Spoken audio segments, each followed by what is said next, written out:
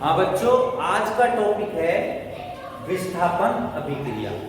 कल हमने संयोजन अभिक्रिया पढ़ी थी, आज हम पढ़ेंगे विस्थापन अभिक्रिया। विस्थापन अभिक्रिया क्या है कि एक अभिकारक के परमाणु या समूह दूसरे अभिकारक के परमाणु या समूह को विस्थापित कर देते हैं। अगर हम इसको सीधे सीधा कहें कि एक परमाणु एक अभिकारक का परमाणु दूसरे परमाणु को विस्थापित कर देता है, उसको हटा देता है, उसके स्थान पर स्वयं आ जाता है। देखो जैसे अभिकारक, यहाँ पर ये पूरी समीकरण और उसमें ये अभिकारक है। तो देखो यहाँ पर ए भी एक पदार्थ है, सी भी एक पदार्थ है, दोनों मिलकर ए सी और बी बनाते हैं।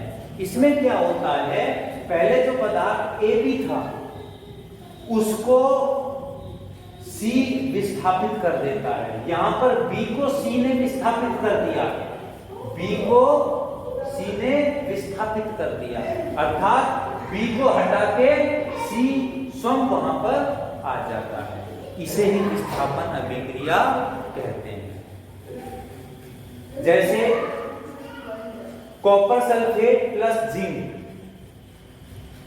Is equal to zinc sulphate plus copper. देखो इसमें क्या होता है, कॉपर सल्फेट का विलयन होता है, उसमें हम जिंक मिलाते हैं, तो कॉपर सल्फेट होती है, उसमें कॉपर को विस्थापित कर देता है जिंक, कॉपर को विस्थापित कर देता है जिंक, कॉपर के स्थान पर जिंक आ जाता है। देखो कॉपर के स्थान पर यहां पर जिंक आ गया, तो ये बन गया जिंक सल्फेट ZnSO4, और जो कॉपर था वो अलग हो जाता है, कॉपर अलग हो जाता है। तो विस्थापन अभिक्रिया यही होती है कि एक अभिकारक, जो अभिकारक है, उसके किसी परमाणु या समूह को दूसरी अभिकारक का दूसरा परमाणु या समूह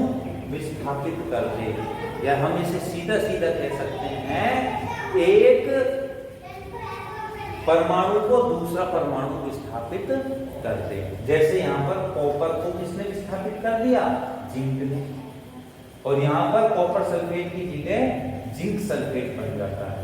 अब हम इसको एक प्रयोग के द्वारा समझते हैं। देखो हम एक बीकर लेते हैं, उसमें कॉपर सल्फेट का विलयन डालते हैं CuSO4, और कॉपर सल्फेट का जो विलयन होता है वो नीला होता है। उसके पश्चात हम क्या करते हैं, उसमें जिंक डालते हैं। जैसे जैसे हम इसमें जिंक डालेंगे तो अभी धीरे धीरे क्या होगा कि जो हमने इसमें जिंक जैसे जैसे डाला, तो जो ये विलयन का रंग नीला था, ये नीला रंग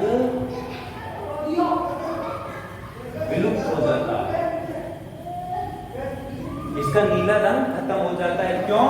क्योंकि यहाँ पर जिंक ने कॉपर को विस्थापित कर दिया और ZnSO4 का निर्माण हो गया। इस प्रकार हम इसे प्रयोग द्वारा भी सिद्ध कर सकते हैं। आगे चलें कि विस्थापन, कौन सा पदार्थ या कौन सा तत्व किसे विस्थापित करेगा, कौन सा परमाणु किसे विस्थापित करेगा। देखो ये एक प्रकृति होती है, सभी तत्वों की, सभी पदार्थों की अपनी अपनी प्रकृति होती है।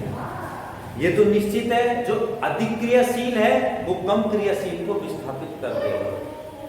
अधिक क्रियाशील है, यहाँ पर जिंक अधिक क्रियाशील है, कॉपर कम क्रियाशील है, तो अधिक क्रियाशील पदार्थ कम क्रियाशील को विस्थापित कर देता है। अब क्रियाशीलता सबकी अपनी, सभी तत्वों की अपनी अपनी प्रकृति होती है। जैसे हम यहाँ देखें potassium, sodium, calcium, magnesium, aluminium, zinc, ferrum, Pb hydrogen, copper, Hg silver और गोल्ड Au। इनका अब क्रियाशीलता की दृष्टि से देखें तो सबसे अधिक जो क्रियाशील है वो यहाँ पर K है और सबसे कम क्रियाशील यहाँ पर Au सोना है।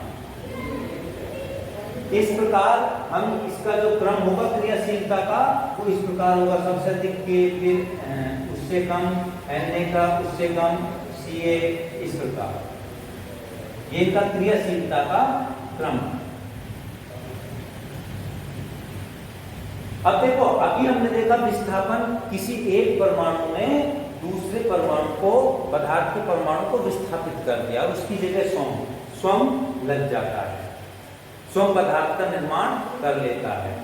अब हम द्विविस्थापन देखो, द्विविस्थापन में क्या होता है कि जो अभिकारक के दोनों पदार्थ हैं, देखो यहां पर देखो, जैसे कॉपर सल्फेट और सोडियम हाइड्रोक्साइड CuSO4 और NaOH, देखो यहां पर देखो ध्यान से, यहां पर क्या होता है कि दोनों पदार्थ या दोनों परमाणु एक दूसरे को विस्थापित कर देते हैं। यहाँ क्या कंडीशन थी कि जिंक ने कॉपर को ही विस्थापित किया था, उसकी जगह सोम आ गया था।